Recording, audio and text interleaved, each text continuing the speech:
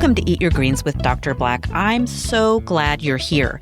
I'm Dr. Black. I'm a board-certified pediatrician and lifestyle medicine physician. And if you are here joining me today, it's because you're the kind of person who cares about your health and you're savvy enough not to fall for every flashy wellness trend that pops up on your social media feed. And there are a ton of them out there. On this episode, you are going to get some real science-backed information, not marketing hype, about a topic that you probably have seen all over social media. There are a ton of products on store shelves, people are making a lot of claims, and I'm going to help you filter out the myths from the facts so that you can make informed decisions. At first glance, this topic seems like it ought to be pretty straightforward, but in reality, it's overflowing with misinformation. I'm producing this episode in the midst of a scorching Texas summer. We've been at stage 3 drought restrictions since, like April or something. It is hot out there. Staying hydrated is critical. So I thought it would be timely to do an episode about hydration. I really thought that this would be a no-brainer kind of episode, quick to produce and get out there, but I could not have been more wrong. The science of hydration is way more nuanced and complex than I expected, and I learned a lot of this stuff in medical school. But just one quick Google or YouTube search yields thousands of results. Everything from food bloggers posting about their favorite recipes to health and wellness influencers making all sorts of claims about how much water you should drink and what you should add to it.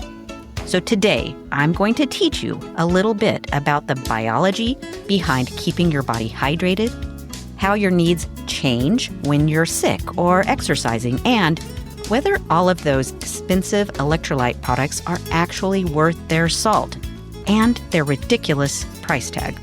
I'm also going to distill out the truth for some common social media claims around things like alkaline water and coconut water, and whether or not you really need to drink an entire gallon of water a day. So be sure to listen to the entire episode.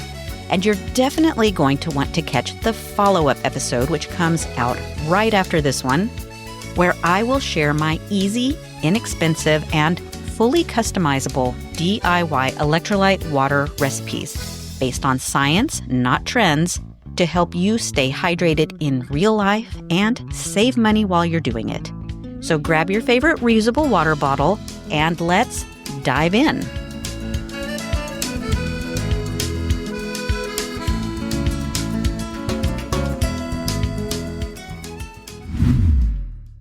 Let's go back to your high school health class and review why staying hydrated is important and what happens in your body when you drink whatever it is you tend to carry around in your favorite insulated water bottle. I've got mine right here. It's decorated with stickers from my favorite K-pop group, of course. That's a fun little trend, putting stickers on your water bottle. What stickers do you have on yours? And while we're talking about water bottles, a little aside here. Something I've noticed, maybe you know somebody like this, maybe it's you, but we all know someone who's weirdly committed to their insulated water bottle. Am I right? And I've noticed you can kind of predict their personality based on the brand that they buy.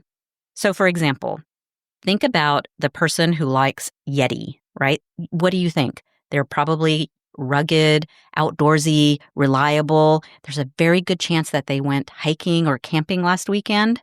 Or what about Stanley? With Stanley, you know everybody in the family has a matching one, and that Stanley girl personality who can color coordinate her cup with her nail polish, and she's probably drinking an iced half-sweet almond milk latte instead of water, right? Now, what about this new one? Maybe you have heard of Awala. If you haven't heard of it, just ask any Gen Z.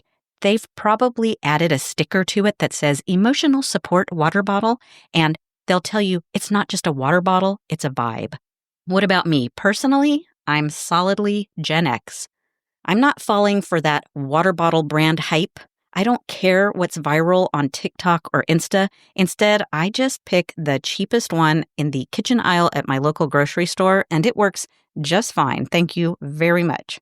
Now, where was I? Oh yeah, let's get back to the biology of hydration. Now, don't sweat it. If you're not a science geek, I'm gonna keep it simple. What happens when you just drink some water? First off, it goes down to the stomach, and a little bit of it is absorbed directly through the stomach lining. It does this by either moving between the cells themselves or through these little channels called aquaporins. Most of the water, though, does leave the stomach and enter the small intestine, and most of the absorption takes place here. The small intestine is the first part of the gut after the stomach and before the large intestine or the colon. So plain water is passively absorbed, and this is a relatively slow process. But if you add in some electrolytes and glucose, yes, that's sugar, water absorption actually speeds up. Now, we've all heard that term, electrolyte, but what exactly are they?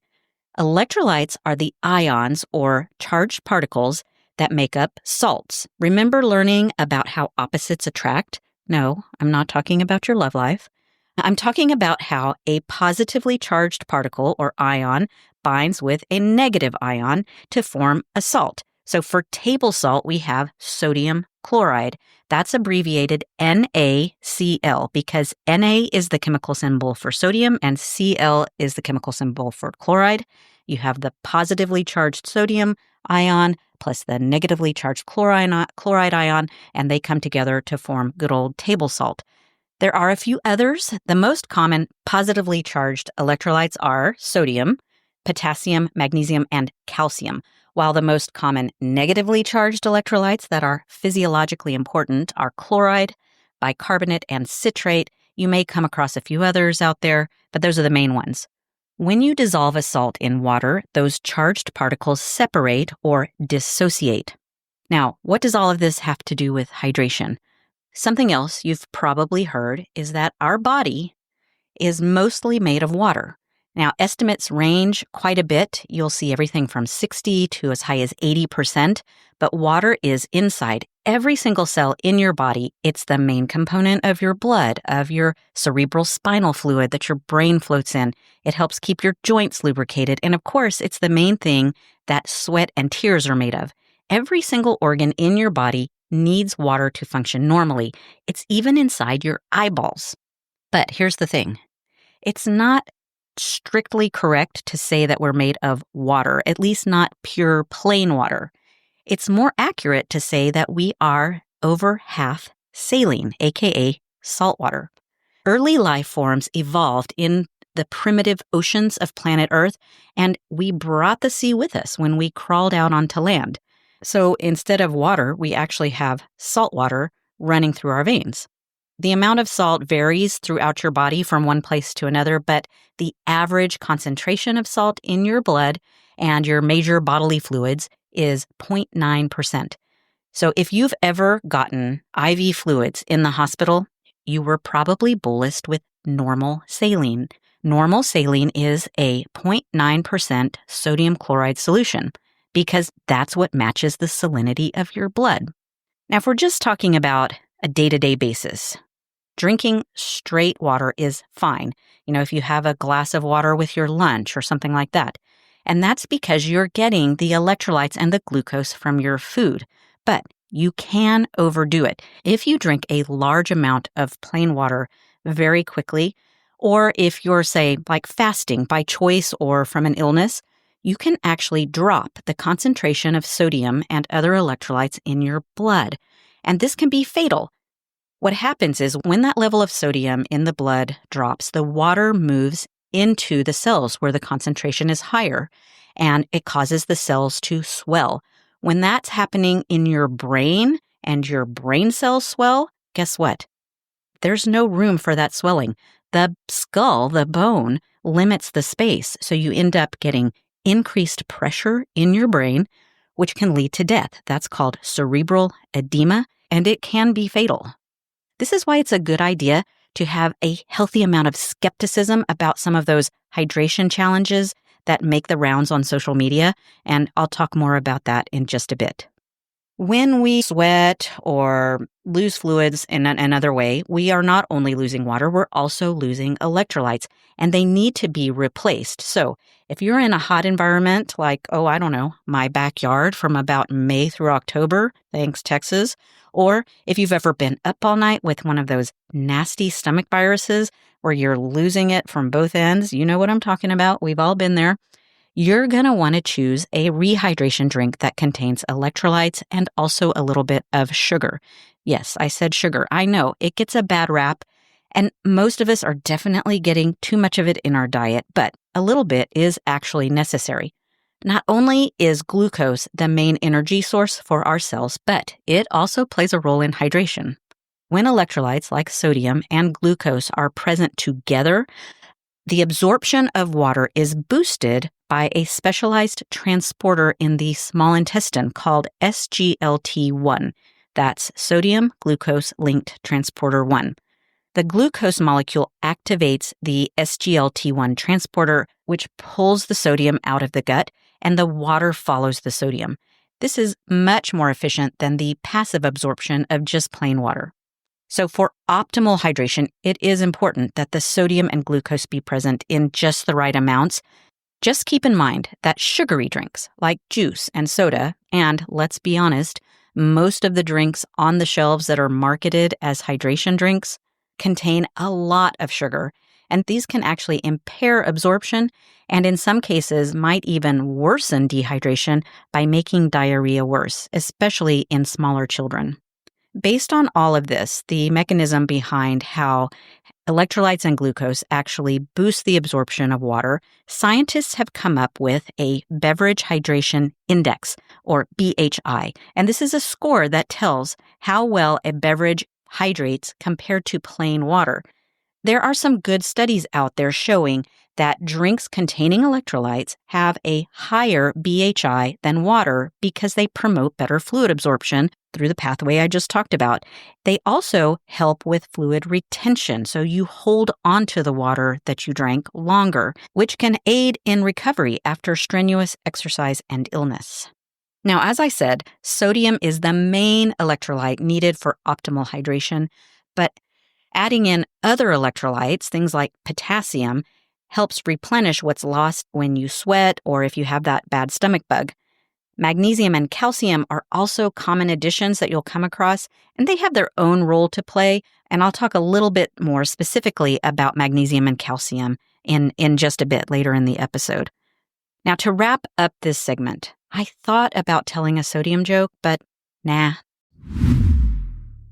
Now that you have a little bit better understanding of the science behind staying hydrated, you've learned how water is absorbed slowly on its own from the stomach and small intestine, and you now understand how the addition of sodium and glucose boosts the absorption through an active transport system. Let's go ahead and take a look at some common claims you might see floating around social media to see if they hold water. Let's start with one of the biggest misconceptions out there, and that's the idea that only water, with or without electrolytes, is hydrating, and that other beverages, especially things with caffeine like coffee and tea, are diuretics, meaning they make you pee out more and therefore can actually lead to dehydration. The truth is, any non-alcoholic beverage will contribute to overall hydration. It pains me to say it, but that even includes soda. The same can be said for watery foods like soup or fruit. I mean, watermelon, anyone? Caffeine does have a mild diuretic effect, but studies have shown that even as many as 4 cups of coffee per day resulted in a similar level of hydration as an equivalent amount of water. The solutes and lactose or sugar in milk actually give it a high score on the beverage hydration index. Soy milk and cow milk have a similar effect, but almond and oat milk tend to be lower in protein and electrolytes, and so they may be less effective. As I've said, the high sugar content of juice and soda raises its osmolarity, that's the amount of solutes dissolved in the water, and this can slow absorption and in some cases make diarrhea worse, but it doesn't have a direct diuretic effect. As it turns out, plain orange juice ranks just under milk on the BHI. So if you just really want to have some juice for hydration, go with some good old fresh squeezed OJ. Alcohol, on the other hand, is a diuretic. It inhibits a hormone called antidiuretic hormone, aka vasopressin, and this leads to increased urine production. That's what's got you running to the bathroom after you had a couple drinks. The stronger the drink, the stronger the diuretic effect. So if you're trying to stay hydrated on a hot day on the beach, consider skipping all the Mai Tais or at least make up for them with extra water. Here's another one you've probably heard, especially if you're active in the fitness community, and that is that thirst, the feeling of thirst, means you're already dehydrated.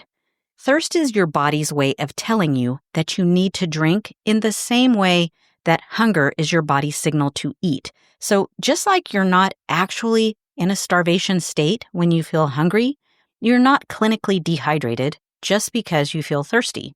Trust your body to know what it needs. Now, having said that, I think it's pretty easy to ignore thirst signals, at least when they're mild. When we're busy at work or maybe out running errands, we may not be paying as much attention as we should. So practice checking in with how you're feeling regularly. And if you're heading out to do some hot yoga, or you're going to be doing some yard work out in the heat, definitely pre-hydrate, even if you're not already thirsty. Now, what about coconut water? That's a common one, right? People claim that it's like nature's Gatorade. They say it's so full of natural electrolytes that it's perfect for staying hydrated. The truth is that coconut water is high in potassium, but it's low in sodium, which is the primary electrolyte lost in sweat, and you now know is crucial for boosting absorption. So, while coconut water is fine for casual hydration throughout the day, remember, you're getting salt and glucose from your food, so you don't always need to add it back to your drink. But I wouldn't necessarily recommend coconut water for intense exercise or as a solo rehydration solution after a stomach bug. I guess you could use it as the base for adding in an electrolyte mix if you want to, like, I don't know, the one I'm going to share in my next episode. Just leave out the extra potassium since there's already plenty there in the first place. Another claim is that fruit-infused water hydrates better than plain water. Things like lemon, cucumber, berries. People claim that the addition of these fruits will increase the hydration benefit or raise the BHI. In particular, lemon water. You'll see this a lot. It's touted as having all kinds of special health benefits, especially when consumed first thing in the morning. And plenty of influencers say that they drink lemon water immediately upon waking, even before they get out of bed. Now, what's the reality? Okay, it can add some vitamin C and some other nutrients from the fruit, and I think you'll probably drink more just because it tastes better. But ounce for ounce, fruit-infused water does not enhance hydration physiologically compared to plain water. So if I were you, I would just eat the fruit and wash it down with a glass of refreshing water. That way you're going to get all those phytonutrients, the antioxidants, and the fiber in addition to the hydration from the water. Here's another claim making a big splash with wellness influencers and making big money too. Have you heard of alkaline water? Proponents make all sorts of claims about the near miraculous benefits of this higher pH water. Here's a list of claims made by one company that I found online.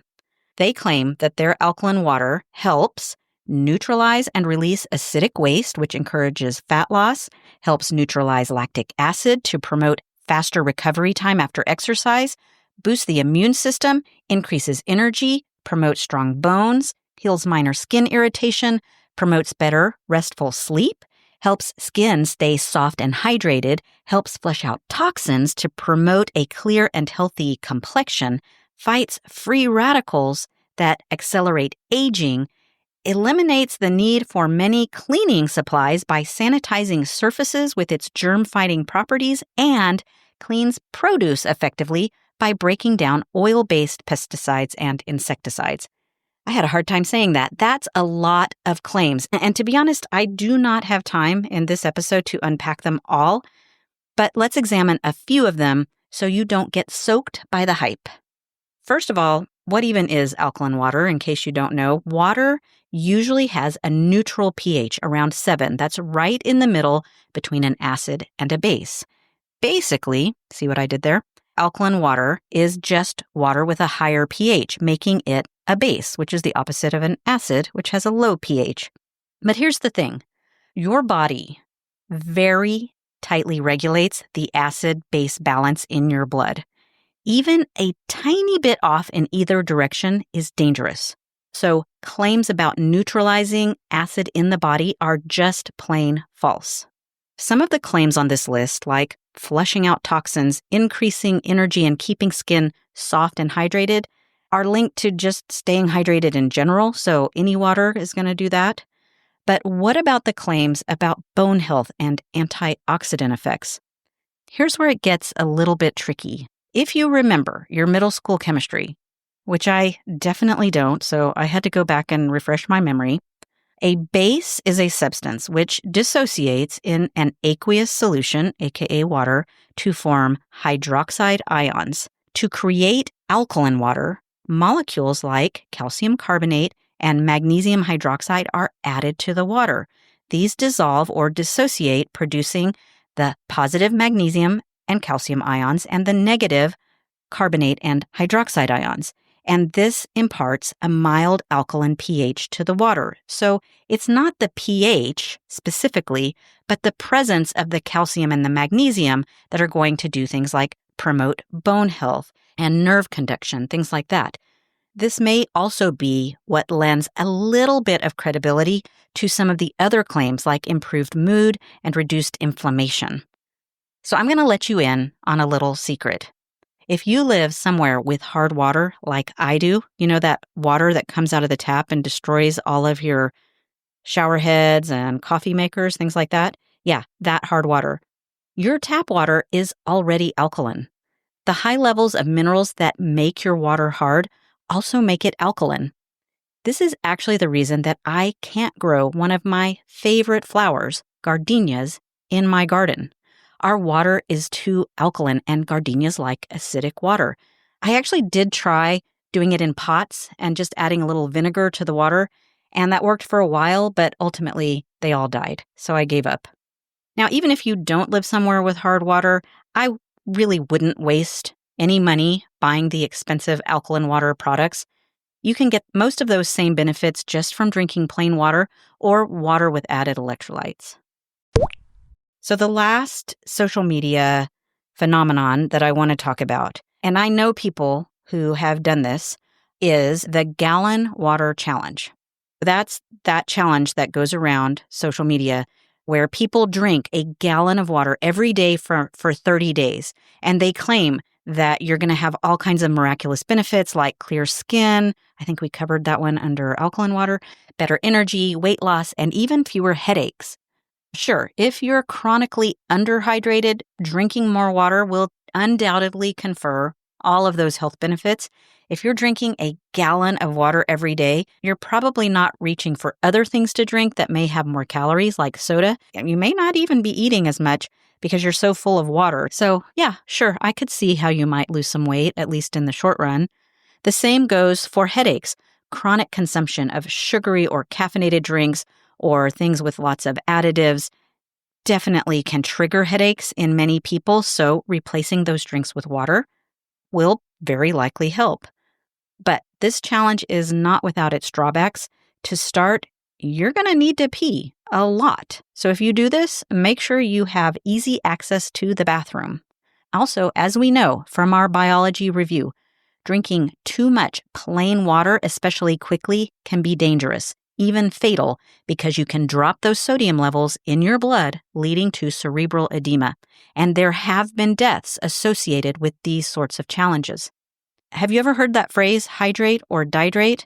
Unfortunately, people really did dihydrate, like literally. What is it about social media challenges that makes people just lose their common sense?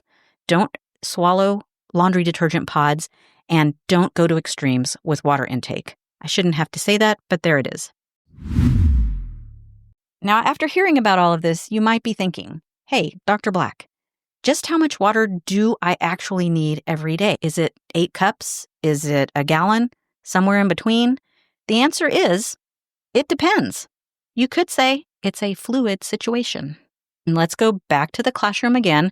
Let's review. What are the average adult's fluid needs? Now we're going to talk about a 70-kilogram male, which apparently, according to most of science, is the default human. So there's that. But in a mild environment with neutral temperature, so there's not much sweating, there's no physical activity, just lying at rest, and normal kidney function and urine output, the amount of fluid needed daily is approximately 2.1 liters or around 71 ounces for that 70-kilogram male. Now add in physical activity, sweating, and any factors that increase metabolism, and the fluid needs are going to go up. In the United States, the National Academies of Science, Engineering, and Medicine recommend about 2.7 liters per day of fluids for women and 3.7 liters per day for men. Now, a couple of points about those numbers. This includes the water you get from all sources, including the food you eat, which usually has around 20 to 30% of our daily fluid needs. So you don't necessarily need to drink that full amount. If you subtract out the average amount that comes in our food, per the U.S. guidelines, men need to drink closer to 3 liters and women need around 2.2 liters of additional fluid per day.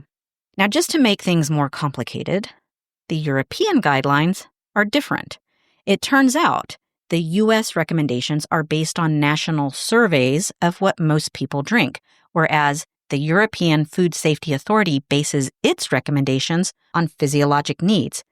They took into consideration things like desirable urine concentration and the average climate conditions across Europe. So after subtracting out the water from food, according to the European recommendations, men need around 2 liters of additional fluids and women need about 1.6 liters. Now, what is that in ounces and gallons for us backwards Americans? Per the U.S. guidelines, we're talking about between 75 and 102 ounces, depending on your gender, and per the European guidelines, it's anywhere from 54 to 68 ounces of fluid per day, in addition to what you're getting in your food. For reference, a gallon has 128 ounces. So, sorry, social media influencers, but regardless of which guidelines you're going by, that gallon challenge is way overdoing it. Now, remember, all of that complicated math I just did is for your average needs. So, that's what you might drink in a day if you work in a nice, comfortable, air-conditioned building, or you're just hanging out at home on the couch watching Netflix. If you're working outdoors, or you're an athlete, or if you get sick, your fluid needs are going to be higher. So how do you know? How do you know if you're getting enough? First off, in the words of one popular commercial, just obey your thirst. Are you feeling parched? Go get something to drink. It's as simple as that. Second, your body has a very reliable way of telling you if you're hydrated or not. Just check your pee. It should be a nice pale yellow, somewhere in the range of homemade lemonade, not the store-bought kind with all the artificial colors. The darker it is, the less hydrated you are. Now, don't forget, certain foods, medications, and vitamins can change the color of your pee. I mean, did you ever take that B vitamin complex that turns your pee neon yellow? Yeah, that's what I'm talking about. And also, don't forget, you're losing more than just water in your sweat, vomit, or diarrhea cha-cha-cha. If we're just looking at sweat, the main electrolytes are sodium and chloride, and then there's a little bit of potassium, magnesium, and trace amounts of other things like lactate, urea, zinc, and copper. If you're one of those people who like to bundle up to make you sweat more when you exercise, I have bad news for you. First off, it's not going to help you burn more fat. And second, you're just losing more water and electrolytes and increasing your risk for heat exhaustion. So first off, don't do this. And second, if you do, be extra sure to replace those losses with an electrolyte-infused water. Just stay tuned for that recipe. Or if you find yourself running to the bathroom with diarrhea, you're losing potassium and bicarbonate along with the sodium. For vomit, it's stomach secretions, that's hydrochloric acid, so chloride and hydrogen ions. Now, in the case of a stomach bug, you're probably also not eating much. So it's even more critical that you replace those lost electrolytes with the water and not just drink plain water.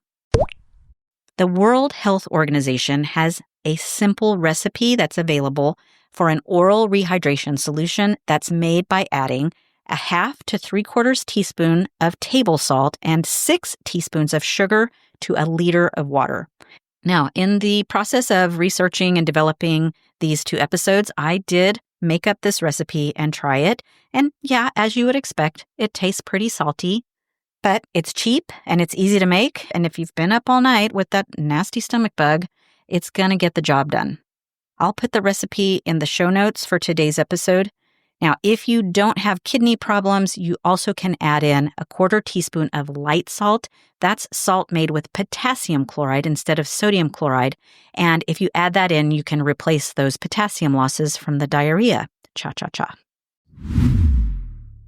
Now that we've whetted our appetites with the science behind hydration, and I've quenched your curiosity about your actual water needs and whether all those social media claims are worth their salt, let's tackle one last question. Should you rush out and buy one of those new electrolyte mixes that have popped up literally everywhere? It's crazy. I mean, I saw a whole shelf full of them at the local gas station convenience store just last week. The first question is, what's actually in these? I mean, we can all assume it's not just salt tablets. Most of these powders or dissolvable tablets contain the basics like sodium, potassium, magnesium, and sometimes calcium. They generally include a variety of sweeteners, stevia, monk fruit, or sugar. And I did come across one that's a sugar-free variety, which we now know from learning the science may not be the best choice for hydration. You're going to want a little bit of sugar. And then last, they also contain things like natural flavoring, whatever that is, and some even throw in extra vitamins like vitamin C, zinc, B vitamins. And these are all fine if you want the supplement, but honestly probably aren't adding that much to the hydration benefit.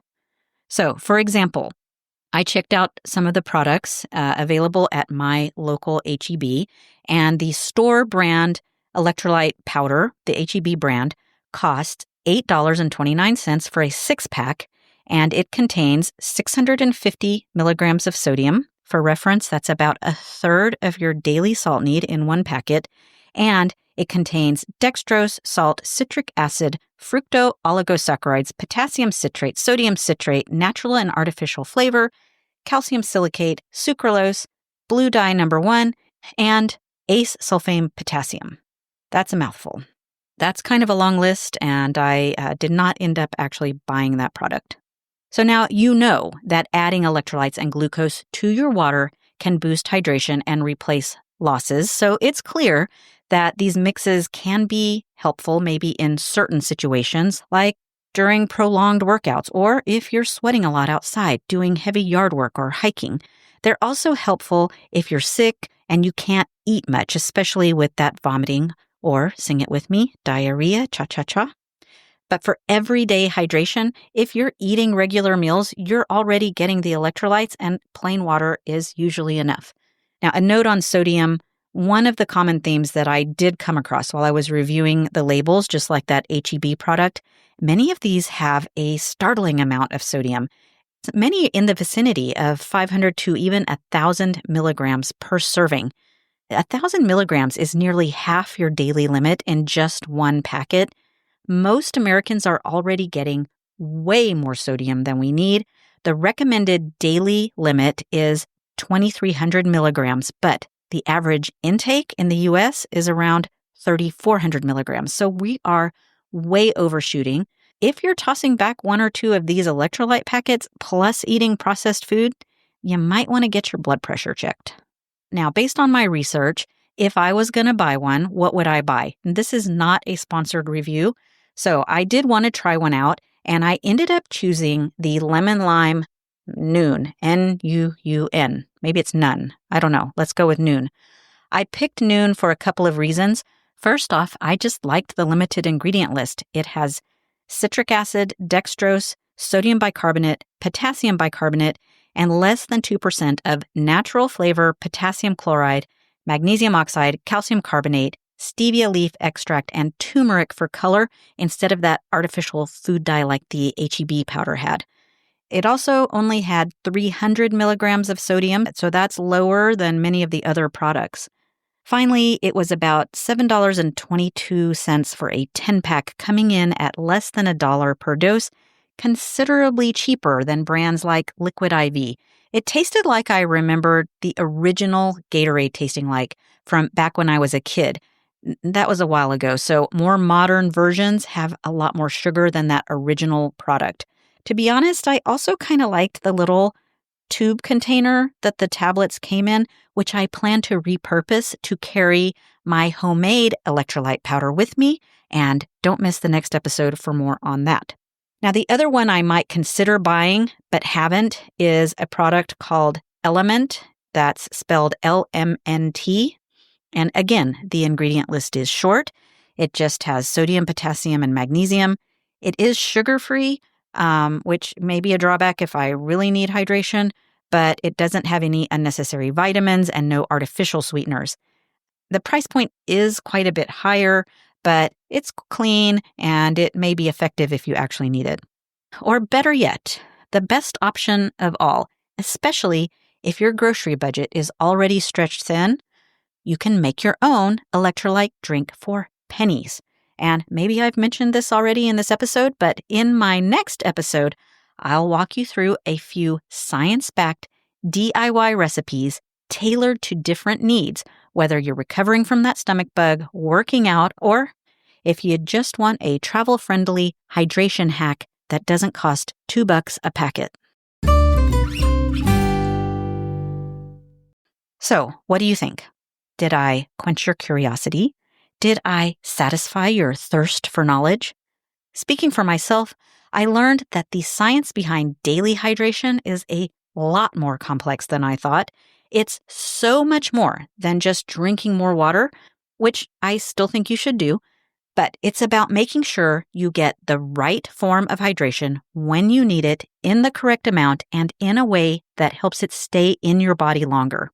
To sum up, on an average day, plain water is perfectly fine, especially if you're eating balanced meals that already contain salt, minerals, and carbohydrates. But when your needs change, whether you're sweating it out at a HIIT class, recovering from that nasty stomach bug that always seems to be going around, or working outside in this crazy summer heat, that's when fluids with added electrolytes and a bit of glucose can make the biggest difference. What else did we learn today? We busted some myths. Coffee and tea, still hydrating. Lemon water, tasty, but not magic. The gallon challenge, no thank you. And alkaline water, probably more hype than science. As for those fancy hydration powders and tablets lining the shelves, they're not all bad. They're convenient, and they can be useful in the right circumstances. But if you're reaching for them daily and also eating a typical high-sodium American diet, you're probably overdoing it. Personally, if I really feel like I need those extra electrolytes, I'd rather save my money and make my own. And that's exactly what I'll teach you to do next.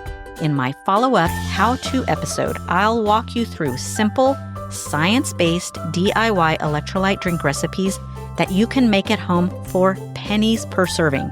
Like, I had trouble calculating the cost per serving. It was so cheap. They're perfect for workouts, illness, or those long travel days when you need a little extra hydration and don't come with all the extra artificial sweeteners or food dyes. So stay tuned, stay hydrated, and as always, thanks for listening, and don't forget to eat your greens.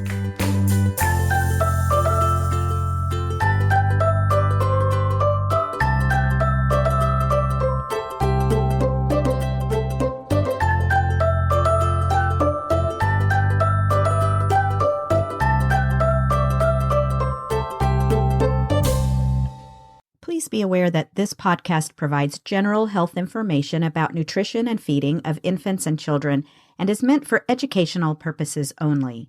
It's not intended to replace the important relationship between a parent, child, and pediatrician. If you have concerns about your child's nutrition, health, or growth, please consult your doctor.